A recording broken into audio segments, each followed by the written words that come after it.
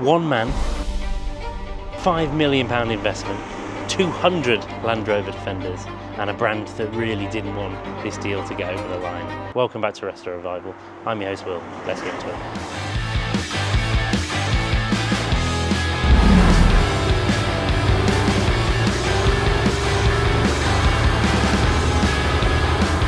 Charles, thank you for joining me today. Normally in interviews we sit in front of the car you own. This is a slightly different episode. 9 years ago, Land Rover announced the end of the life of the Defender. And there's lots of people that were either celebrating that or mourning that. Yeah. And you, which is illustrative of the business of Twisted, you see an opportunity where most don't. So, yeah, take us back to that time and the circumstances that led to one of the biggest financial decisions of your life. The biggest, actually, wasn't it? So, what was it? From about 2012, there were Land Rover rumours about production ending. It was always next year. And I guess, if I go back through sort of the timeline, we started in 2000-ish, it might be 99, 2000, doing the tuning parts. Started to produce a lot of stuff in sort of 02, 03, a lot of TD5 exhausts and intercoolers, and just general tuning, performance enhancements. I think I had the first full Twisted demo car, which also was my own, a Java Black hard top 90 in 03. 05 we did our first kind of project, we called it Project Twisted actually, where we actually went to town on it. It was seating, it was audio, it was soundproofing, it was wheels, it was suspension, it was power. So kind of that 05-ish was when it kind of became this thing where it was more than just tuning parts, it was actually vehicles. Yeah. I think we built our first full customer vehicle late 05. Side story, chap called Nick Fordy, absolute rock star, local guy, lovely. Used to buy a new Discovery as his company car every couple of years. Came to me one day, Charlie, I'm not going to buy a Discovery, I'm going to buy a Defender, but I'm going to spend the same amount as I would on my Discovery. Like, okay, great, how can we help? Well, I want you to do all the tuning and mechanical and whatever. Yeah, fine, no problem at all. So we did this car, and he went off somewhere and had an interior put in it, and some audio and some Rolls-Royce carpets and whatever else. And this thing was amazing. I actually bought it off him shortly after. I think he had it for 2 years, and I bought it from him and used it for a while. This thing blew my mind, and his creativity actually sparked a lot of my own ideas going forward. And the side story is, 2 years ago, his son came and had a vehicle built by us. Bloody brilliant, you know. So anyway, so 05 project car, 06 first customer car, 05, 06 first customer full builds. And back then in reality it was take a new Defender, throw away the bits you don't want and put on the bits you do, the new, you know, the Twisted stuff, and fit it in a certain way. 07, so up until maybe 05, it was in my Wendy house in the back garden in my little rented cottage. 07, 06, 07, it was in my double garage at home, another rented house I had. 07, 08, we got a little industrial unit, and it kind of ramped up from there. 08, 09, we were doing things other than Defender, bit of tractor tuning, a few Discoveries, the odd Range Rover. 2009, 10, we just decided it was Defender. We're not going to touch anything else. It was always mostly Defender, but we figured, do you know what, we can't be good at everything, let's just focus. So it was all Defender.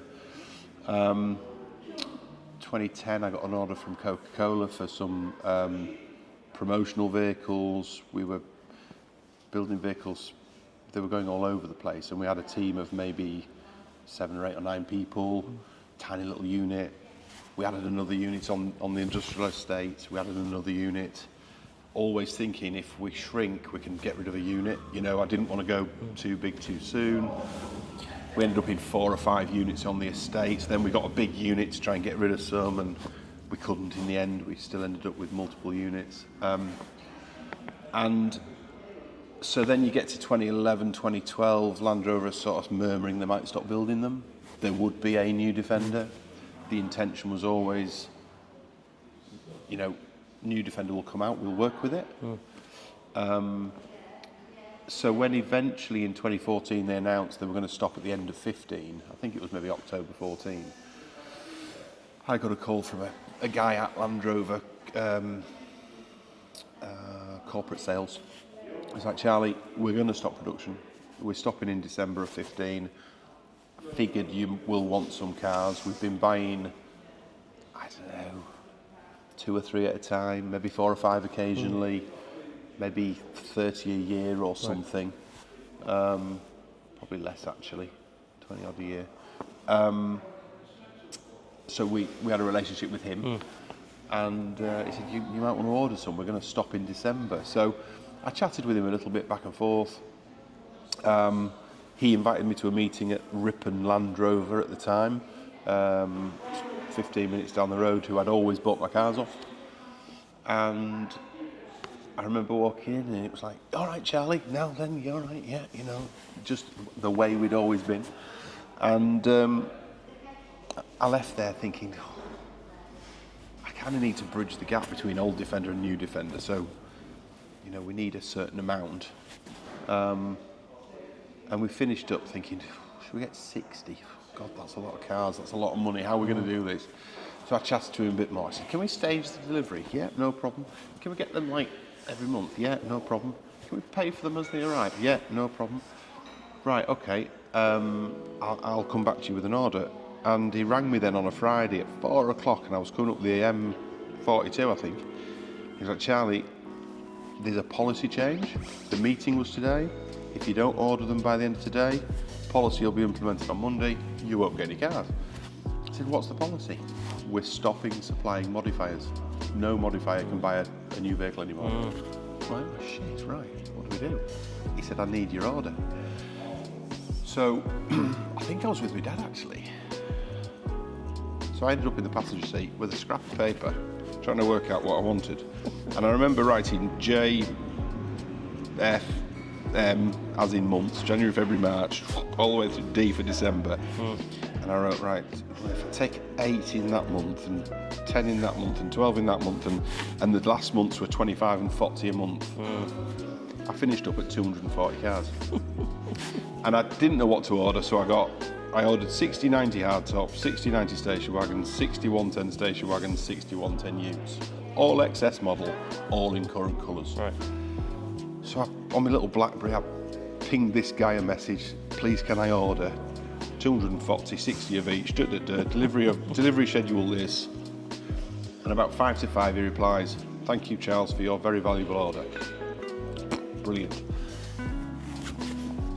No clue how I was going to pay for them, no clue where I was going to put them, I had no bloody money, but I needed to have them from my own peace of mind that we would have a batch of something to carry us through to the new Defender. Yeah.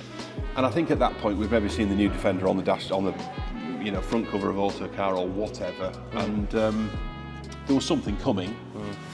We just didn't know what. It looked very much like a Skoda Yeti at that point.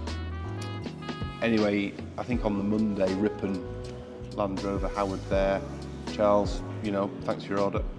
And about 2-3 months later, I got a phone call. Do you want to come for a meeting at Ripon? Yeah, went to this meeting, walked through the door. Hello, Mr. Fawcett. I'm like, ooh, where's Charlie gone? Yeah.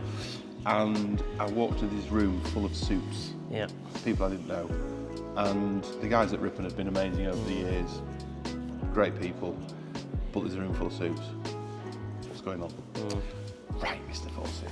Oh, China teapot tea set came out, silver teapot. It's normally a mug, Yeah. Managing expectations. And they basically said that we had a frustrated contract. I'd never heard that term before. I'm like, what's one of those? Well, basically, you've ordered these vehicles and, well, we can't supply them. We're not building enough cars, so you can't have them. So clearly this policy that was coming in, they'd realised what had gone on. They didn't want us to have the cars. Do you think that was a production issue, or No. do Do you think it was a price issue and they'd realised what they'd done? I think it was partially price and partially pride. Yeah. You know, they didn't want Twisted to have their cars. Yeah, because you negotiated quite a discount, hadn't you? Yeah, It's about 22. No, 14.8% average. Sorry, 22,000 per unit. Yeah, so 14.8% discount Yeah. off the retail. Yeah. And the average unit price therefore was, I don't know, 22.8 or something plus that. And they'd realised. 110's more, 90's less. You know what I mean? Yeah. Hang on a second, demand's going to skyrocket. We've made a boo-boo here. Yeah, and they just didn't want modifiers having cars. Yeah. So they used this terminology. I didn't know what it meant. I said, right, well, guys, you know, I'm going to have to go and do some thinking here. I'll come back to you. And I happened to talk to a lawyer friend of mine. I said, use this word, frustrated, so much or other. Anyway, it turns out, because I'd sent an email with an order on it, and they'd replied, that is a contract, which I didn't realise, but that's great. So I went back and said, look, there's a contract, you know, you have to supply us. And they said, well, we can't supply you. So my lawyer friend said, right, well, they're going to have to pay your losses. Right, so what are the losses on 240 cars that potentially you could take from, you know, a 30 grand car to a 100 grand car? What's the margin? What's our potential loss? What's the risk to the business? So I went back and said, right, okay, well, if you can't supply them, you're going to have to pay us this. Well, okay, you can have your cars. So they started to supply them. But by then, it pushed the whole order on. So I was going to get them January 15 through to December 15.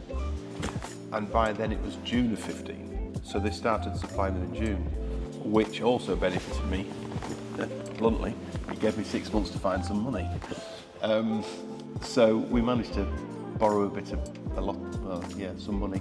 And they started delivering them in June, and I would pick up 8, and the next month 12, next month 12, and it went on like that up till June of 16, where we got the final batch of 25. I think May of 16 we got 40.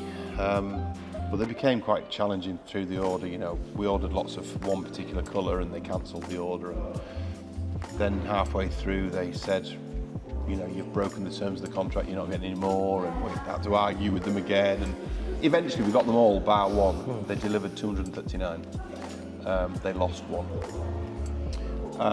So we had sheds full of brand new Land Rovers, and it was absolutely amazing to see these things lined up. It just mind-blowing. I wish I'd taken more pictures. Yeah. But we didn't even have electric in one of the sheds, so you get into the depths of it. It was just pitch black, which was full of Land Rovers and old ammunition stuff. Yeah. So you would have had to scramble around for banks to lend you the money. Banks wouldn't. Yeah. I was introduced to a private chap who had just done a deal, come away with some cash, and wanted a return on his cash. And he very kindly put up the first $1 million in return for 10% interest. Right. So it was costing me 8,000 quid a month in interest for that first $1 million. And then because he'd done that, that got us through, I think, 4 months of orders. Right. Because we were also selling them every month as well. Okay. So we were going through 5 or 6 a month at the time. And prices started to go up, which is what I had hoped and assumed would happen. Yeah. So then after that few month period, I was able to approach not a high street bank, but a financial institution that were kind of keen on different stuff. And bearing in mind interest rates at that point were down at 1% or 0.75% or something. We offered them 10% on their money. They put up another 2.7 or something, and then a little bit later put up another chunk to take out the first guy. So we ended up with, I don't know, 4 or 5 million quid borrowed at one point at 10%. So 40 odd grand a month in net interest, and a bit of a mountain to climb. But yeah, it was awesome. The buzz around the place, it was just phenomenal, you know. And I'd sometimes just go down to the shed and just look at all these cars. It's like, whoa, this is awesome, you know. I don't know. In the whole scheme of things, it's just a bloke who bought some Land Rovers. And every day of the week, people order more cars than I did, you know. Yeah. But I guess for me, it was sort of the passion that took me to this position where I was able to do something that I'd never thought I'd be able to, and it was kind of special.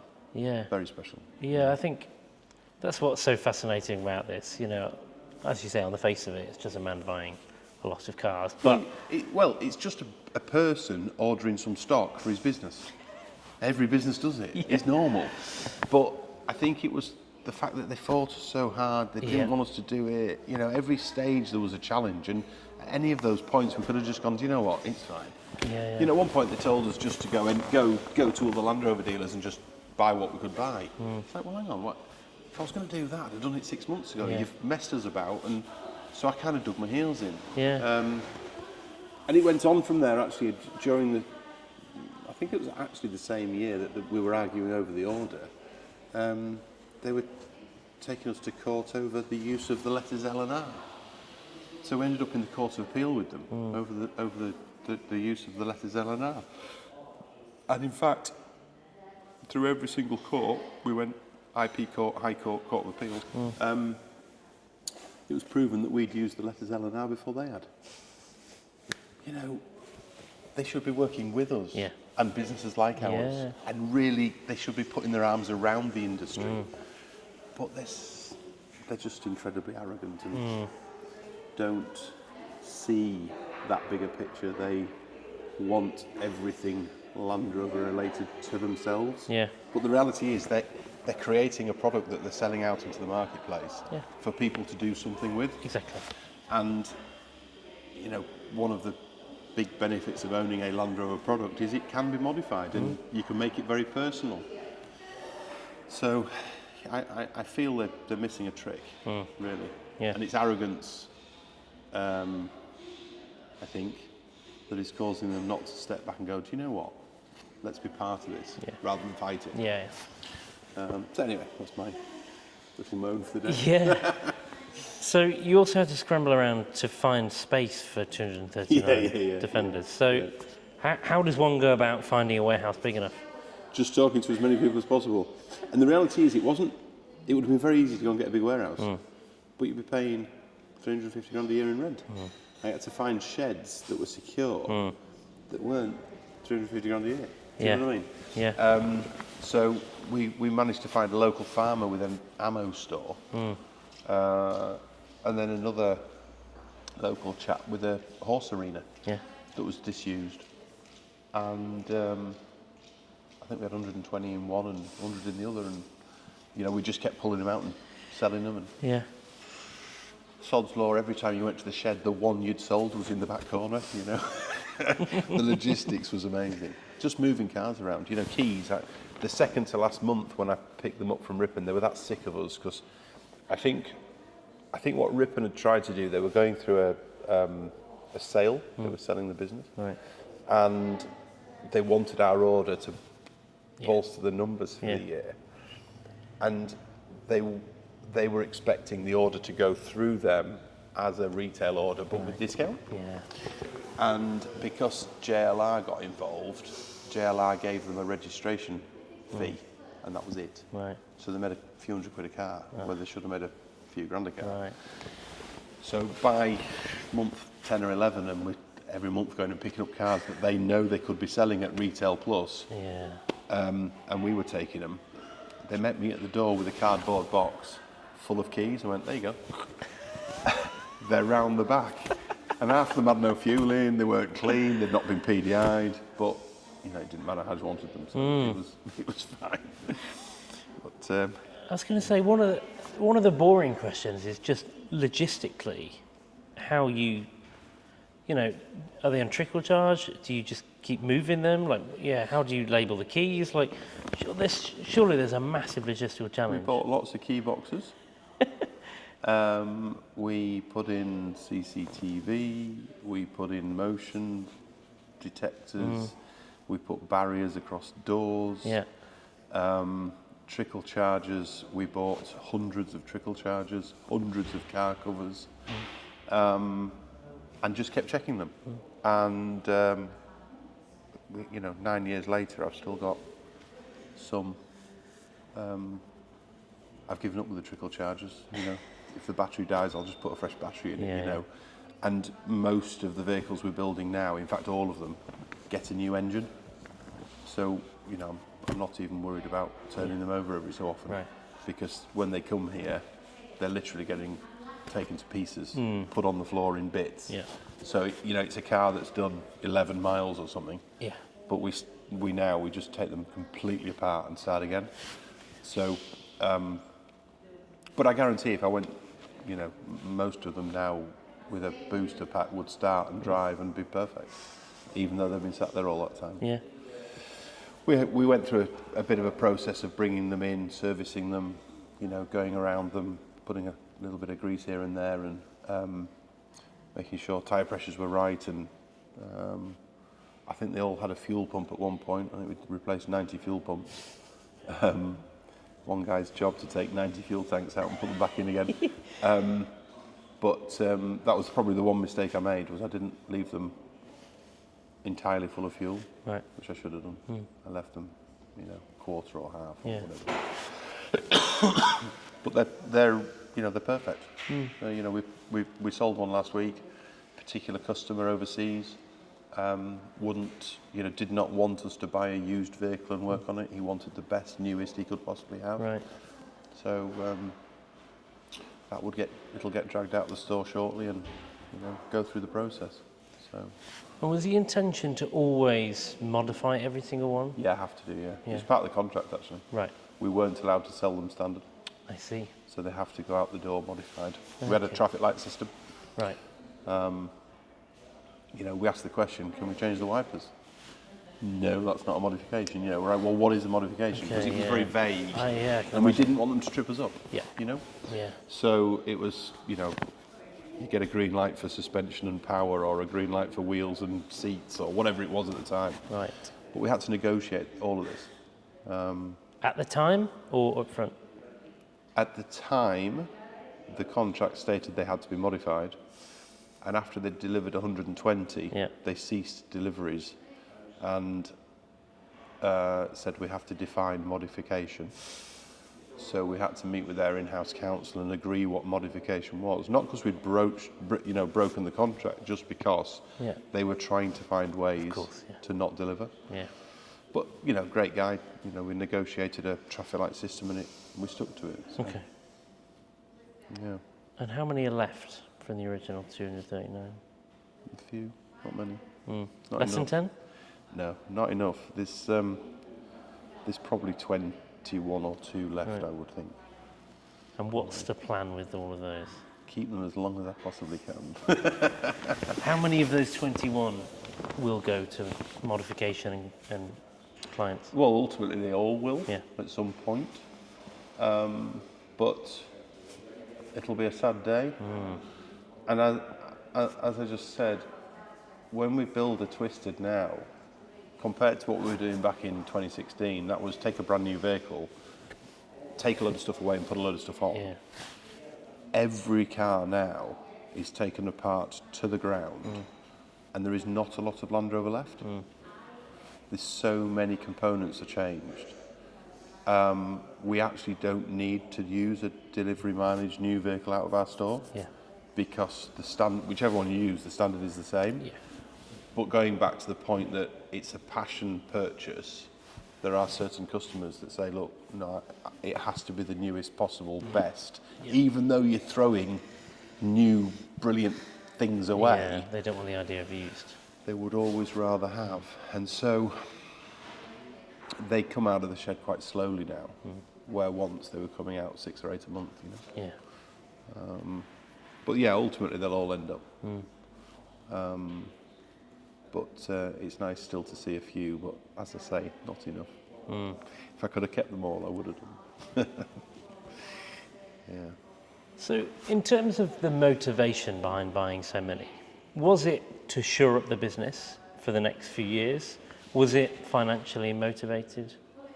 To shore up the business, to try and make a bit of money, to satisfy the need to gamble. Probably mostly because they said I couldn't have them. You know, David versus Goliath. The point being,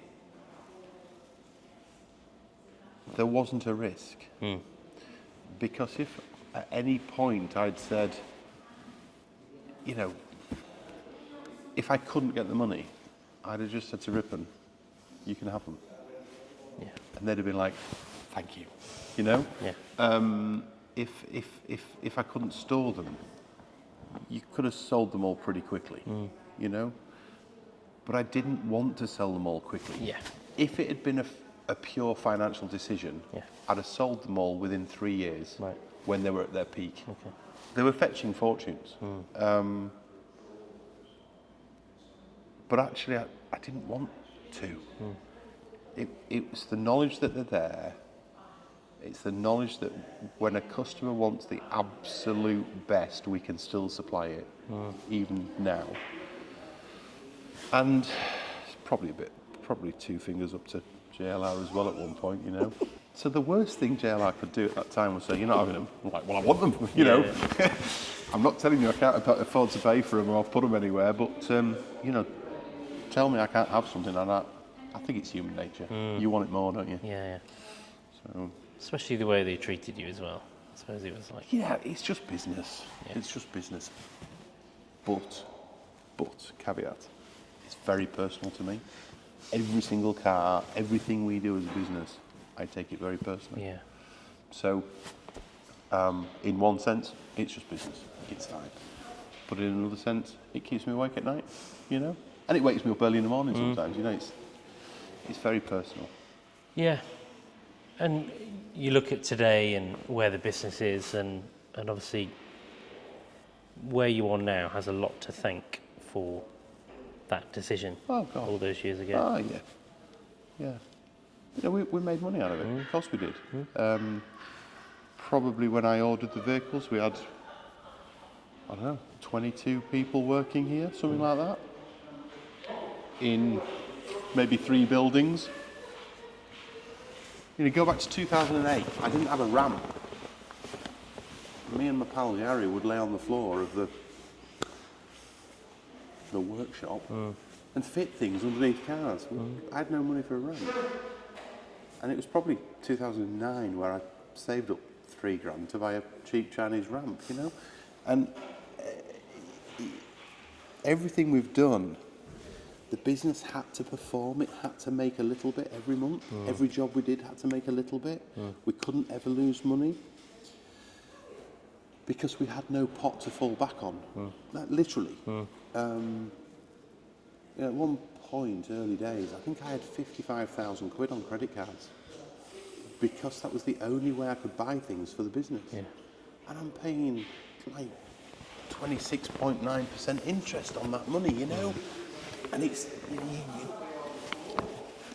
but you ring a bank and say, can I borrow some money to start a business? Not a chance. Have you got trading history? Well, no, I'm starting it. Well, have you got any security? No. Well, you can't have any money. You're like, what do you do?